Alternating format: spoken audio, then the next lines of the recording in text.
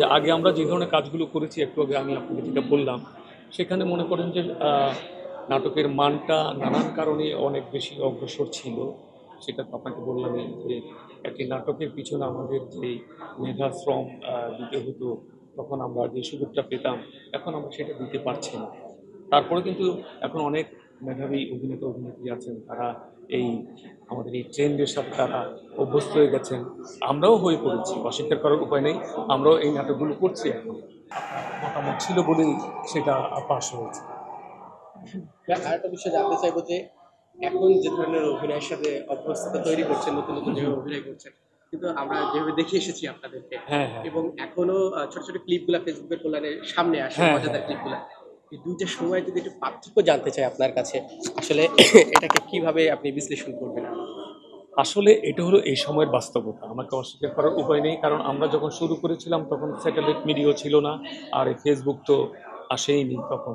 তো এখন যেহেতু মোবাইলে আমরা সব কিছু দেখতে পাচ্ছি, আজকে আপনি আমাকে যেটা বলছেন যে আমাদের এক- জি। এখন আমাদের যে আহ, নাটকগুলো আমরা করছি বা আমাদেরকে আহ, বিভিন্ন জায়গায় যখন ডাকছে, তখন আমরা একটা পার্থক্য খুঁজে পাচ্ছি। আগের নাটকের যে প্রস্তুতি ছিল, আমাদের একজন অ্যাক্টরের যে প্রস্তুতি নিয়ে আমরা শুটিং করতে যেতাম, সেটা এখন হয়ে ওঠে না। এখানে নানান সীমাবদ্ধতাও আছে। বাজেটের একটা কথা বলে সীমাবদ্ধতা, আগে যেখানে আমরা ৩-৪ দিনে একটা ১ ঘন্টার নাটক করতাম, সেটা এখন একদিনে হয়ে যাচ্ছে। তো সুতরাং বুঝতেই পারছেন, ৪ দিনে যে নাটকটা আমরা করতাম, অনেক সময় নিয়ে নিজের চরিত্র ভাবনা নিয়ে আমরা অভিনয়টুকু করতে পারতাম। সুতরাং একটু সমস্যা তো হচ্ছেই। আরেকটু জানতে চাইবো যে আপনাদের উপস্থিতি অনেক সময় কম থাকতো, বা নাটকের ক্ষেত্রে দেখেছি যে ছোট ছোট সময়ের জন্য এসেও সেই জায়গাটাকে আইকনিক করে গেছেন, এবং সেই মজাটা দিয়ে গেছেন আসলে। দর্শকরা প্রপার উপভোগ করেছে, কিন্তু এখন দেখি তার ভিন্নতা আসলে। দুইটা সময়ের আসলে ওই জায়গাটার পার্থক্যটা কি, নাকি সেভাবে আপনাদেরকে নিয়ে এখন ওই ক্যারেক্টারগুলো ভাবা হচ্ছে না, যে দর্শকদের কাছে ওই ক্যারেক্টারগুলো আইকনিক হয়ে থাকবে আগের মতো? না, আপনি এটা সত্যি কথা যে আগে আমরা যে ধরনের কাজগুলো করেছি একটু আগে আমি আপনাকে যেটা বললাম, সেখানে মনে করেন যে নাটকের মানটা নানান কারণে অনেক বেশি অগ্রসর ছিল। সেটা তো আপনাকে বললামই যে একটি নাটকের পিছনে আমাদের যে মেধা শ্রম দিতে হতো, তখন আমরা যে সুযোগটা পেতাম, এখন আমরা সেটা দিতে পারছি না।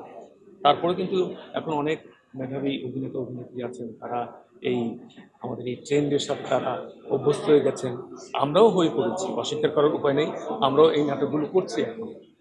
আর যদি সর্বশেষ জানতে চাই, এই সময়ে একজন সিনিয়র অভিনেতা হিসেবে এই সময় কার অভিনয় ভালো লাগে? এই জেনারেশনে কার অভিনয় আপনার ভালো লাগে? কাজ করছেন।